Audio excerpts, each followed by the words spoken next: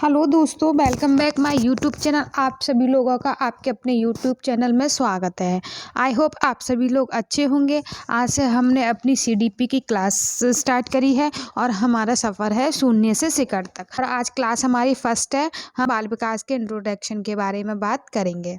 तो आप प्लीज़ हमारे चैनल को सब्सक्राइब कीजिए, लाइक कीजिए, शेयर कीजिए और डेली आप हमारे साथ ऐसे ही बने रहिए। अपनी क्लास स्टार्ट करते हैं।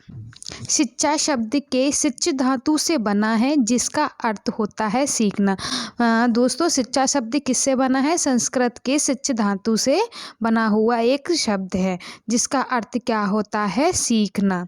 ओके दोस्तों, मनोविज्ञान दो शब्दों से मिलकर बना है। मनोविज्ञान कितने शब्दों से मिलकर के बना है? मनोविज्ञान दो शब्दों से मिलकर के बना है। एक है मन और दूसरा है विज्ञान।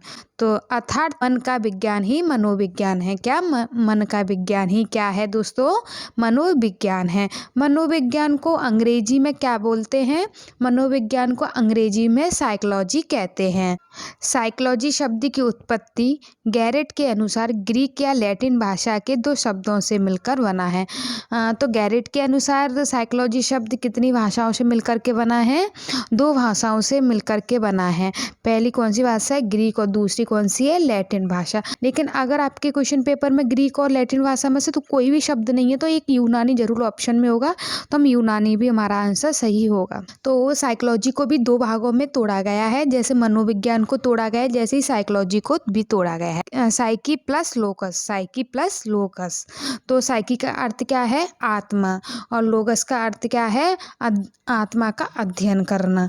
तो अर्थात साइकोलॉजी का शाब्दिक अर्थ क्या है?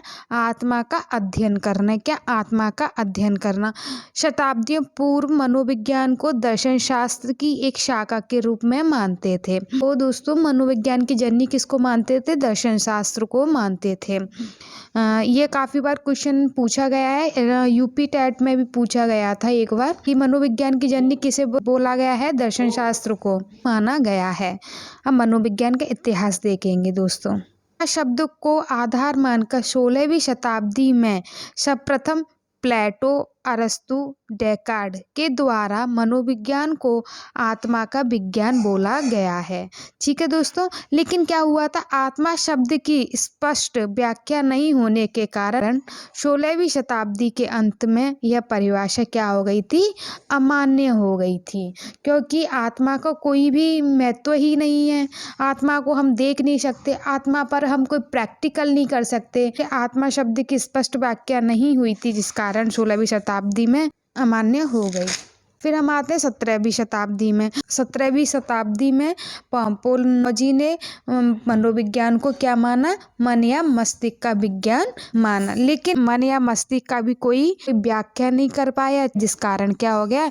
ये भी अमान्य घोषित हो गई 18वीं शताब्दी में। कब? 18वीं शताब्दी में। अब हम आते हैं 19वीं शताब्दी में। 19वीं शताब्दी में विलियम जेम्स सली, टीचनर वॉइस आदि के द्वारा मनोविज्ञान को क्या बोला गया था?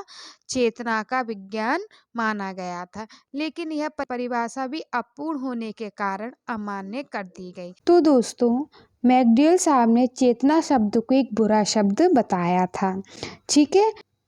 विलियम वुंट ने जर्मनी के लिप्जिग शहर में कार्ल मार्क्स विश्वविद्यालय सन 1879 को प्रथम मनोवैज्ञानिक प्रयोगशाला की स्थापना की। ये क्वेश्चन काफ़ी बार आपके एग्जाम में पूछा गया है, इसलिए प्लीज़ आप उसे अच्छी तरीके से देख लीजिए कि विश्व की प्रथम मनोवैज्ञानिक प्रयोगशाला की स्थापना कहाँ की गई थी? जर्मनी के लिप्जिग शहर में। किसके द्वारा की गई थी? विलियम वुंट के द्वारा।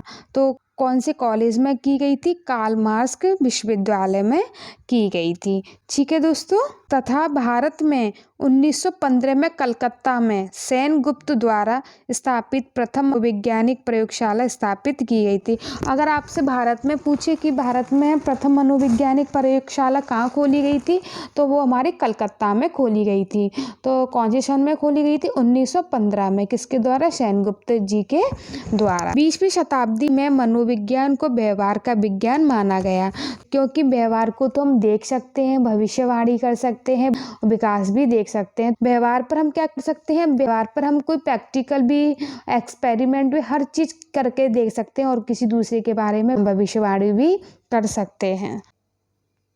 और आज तक यही परिभाषा प्रचलित है दोस्तों, ठीक है। व्यवहार का विज्ञान मानने वाले प्रमुख मनोवैज्ञानिक कौन कौन से हैं? वाटसन साहब, स्किनर, वुडवर्थ, मैकडूगल व थॉर्नडाइक साहब हैं। ये आप ना मनोवैज्ञानिकों के नाम याद कर लेना कि मन या मस्तिष्क का विज्ञान किसने माना था, आत्मा का विज्ञान मनोविज्ञान को किसने माना था, या फिर व्यवहार का विज्ञान किसने माना था। तो आपके सारे मनोवैज्ञानिक याद करने हैं। अब हम देखते हैं कुछ परिभाषाएं, ये स्टेटमेंट्स किसने दिए थे। मनोविज्ञान मानव व्यवहार एवं मानव संबंधों का अध्ययन है, तो ये क्रो ने बोला था। अब हम सेकंड परिभाषा देखते हैं। मनोविज्ञान ने सर्वप्रथम अपनी आत्मा का त्याग किया, फिर मन व मस्तिष्क का त्याग किया, फिर अपनी चेतना का त्याग किया और आज वर्तमान में मनोविज्ञान व्यवहार के विधि स्वरूप को स्वीकार करता है।